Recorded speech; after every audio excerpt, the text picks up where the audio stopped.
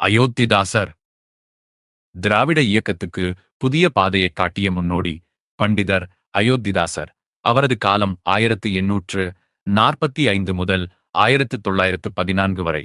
தீவிர தமிழ் அறிஞர், சித்த மருத்துவர், பத்திரிகையாளர், சமூக அரசியல் செயற்பாட்டாளர், இப்படி பல பரிமாணங்கள் கொண்டவர். அவரது கதை சென்னையில் தொடங்குகிறது. 1845 மே மாதம் சென்னையில் பிறந்தார். இவருடைய இயற்பெயர் காத்தவராயன் ஆகும். ஒடுக்கப்பட்ட சமூகத்தில் பிறந்ததால் பள்ளி பருவத்தில் பல இன்னல்களை சந்தித்தார். அப்போது தம்மீது அன்பு காட்டிய அயோத்திதாச பண்டிதர் எனும் ஆசிரியரிடம் கல்வியும் சித்த மருத்துவமும் கற்றார். அந்த ஆசிரியரின் பெயரையே தம் பெயராக ஏற்றுக்கொண்டார். அவரது தாத்தா ஆர்லிங்சன் பிரபுவிடம் பணிபுரிந்ததால் அவரது குடும்பமும் குலமும் கிராமமும் வெளிச்சத்துக்கு வந்தன. தமிழ், ஆங்கிலம், சமஸ்கிருதம், பாலி என 4 மொழிகளில் புலமை பெற்றார். இளம் வயதிலேயே சரளமாக பேசும் இலக்கிய அறிஞராக திகழ்ந்தார். தென்னிந்திய சமூக சீர்திருத்தத்தின் தந்தை என அழைக்கப்படும் இவரே தந்தை பெரியாருக்கும் அண்ணல் அம்பேத்கருக்கும் முன்னோடி. அவர் கையில் எடுத்த ஆயுதம் ஒரு துப்பாக்கி அல்ல, அது அச்சு. அதுவரை உயர் சாதியினரின் ராஜ்யமாக இருந்த இதழியலை அவர் தம் கருவியாக்கினார்.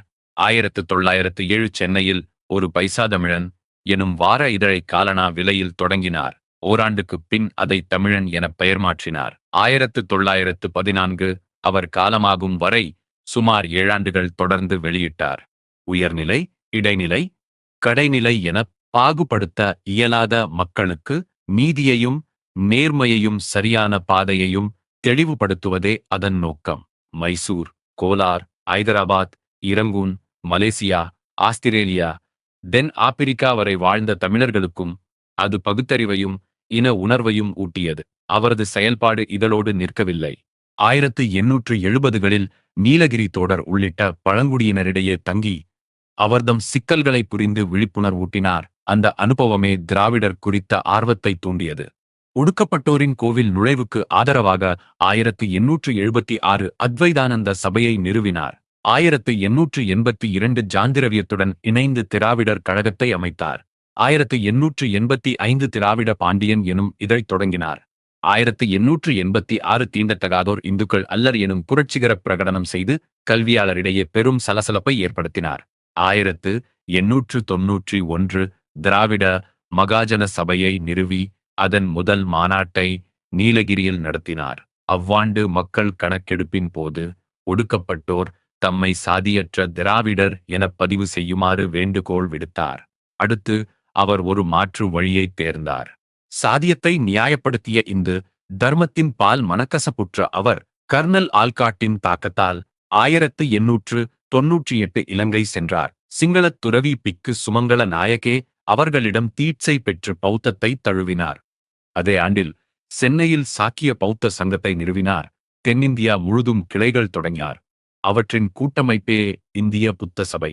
பிராமணியத்தால் ஒடுக்கப்பட்டோரே உண்மையான பௌத்தர்கள் என வாதிட்டார். பண்டைய பறையர்கள் பௌத்தர்களும் நிலச் சொந்தக்காரர்களும் என்றும் அந்நிலத்தை வெளியிலிருந்து வந்த ஆரியர்கள் கவர்ந்தனர் என்றும் கூறினார். இப்படி தமிழ் இலக்கியங்களுக்கும் நாட்டார் மரபுக்கும் ஒரு மாற்று வரலாற்றை கட்டமைத்தார்.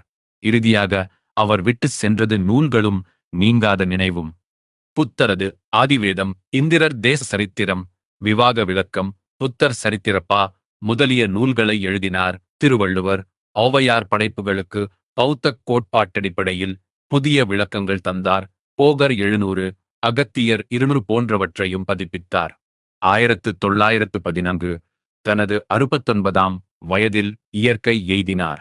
சென்னை தாம்பரத்தில் அமைந்த மருத்துவமனைக்கு அயோத்திதாச பண்டிதர் மருத்துவமனை என பெயரிடப்பட்டது.